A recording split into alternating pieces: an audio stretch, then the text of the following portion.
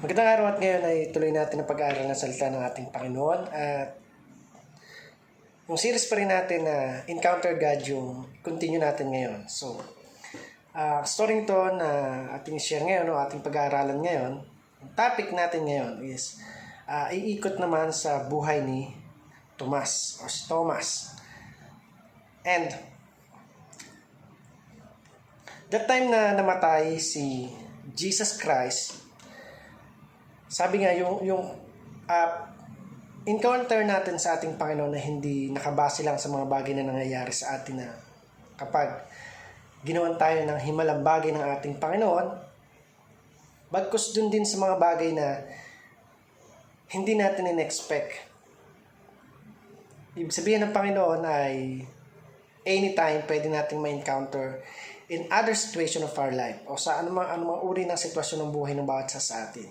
And si Thomas nga, that time ay, nung namatay si Jesus Christ, marami yung nagsabi sa kanya na muling nabuhay ang ating Panginoon.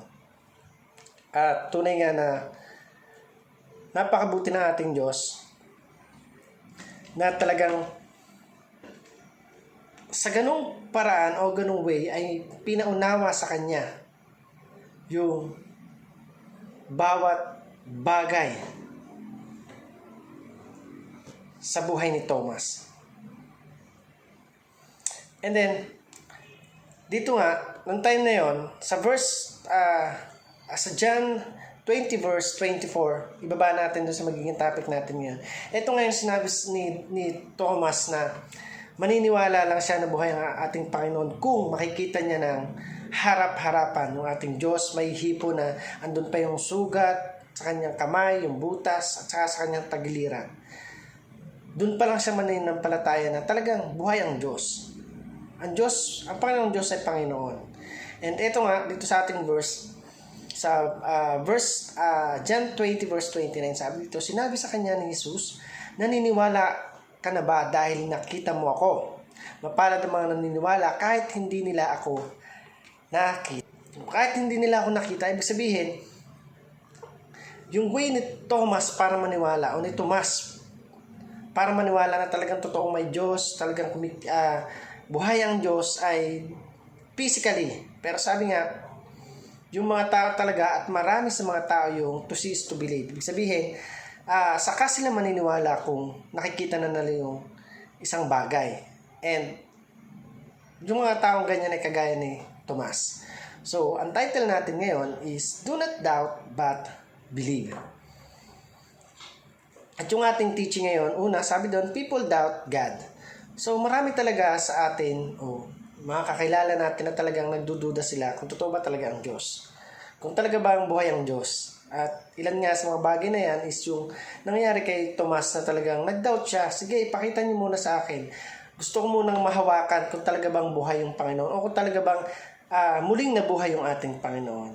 So, pangalawa, sabi dito, spiritual encounter with Jesus is enough. Sabi nga, hindi naman lahat kailangan na makita ang ating Panginoon para maniwala.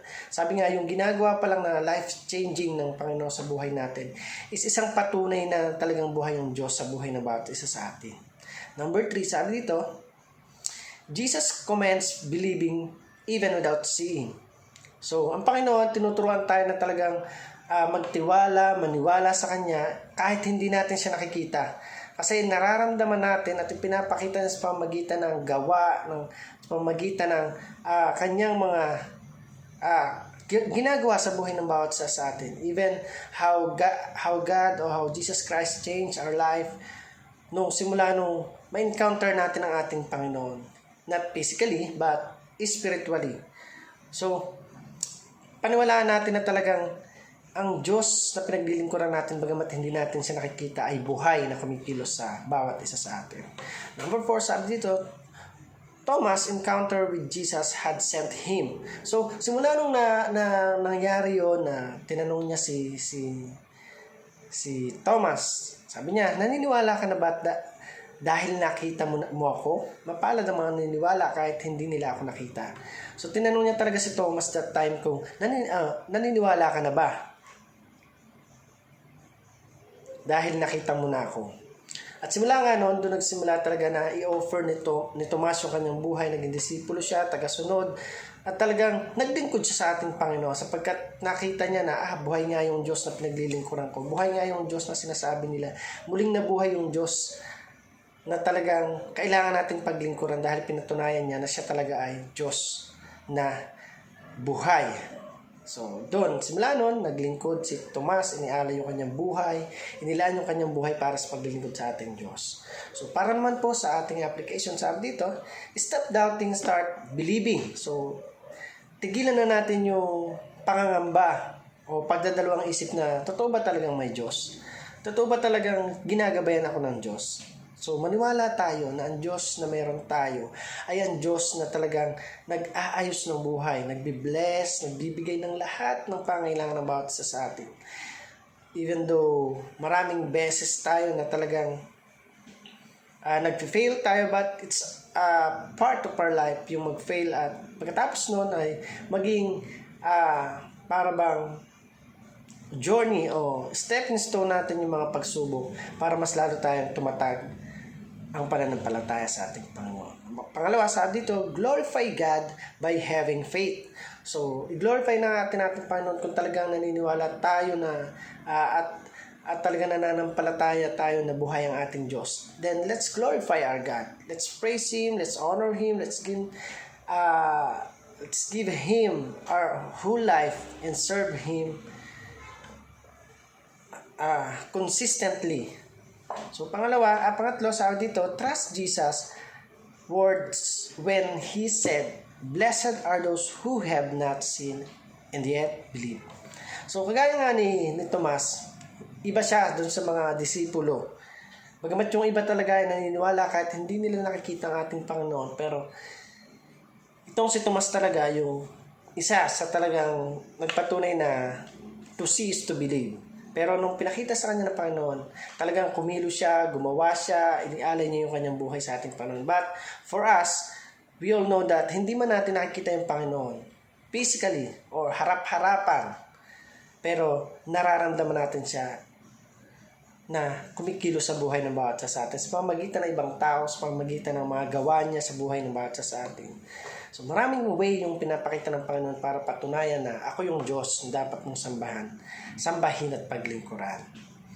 So, number 4, sabi dito, let's prove our encounter with Jesus by being missionary.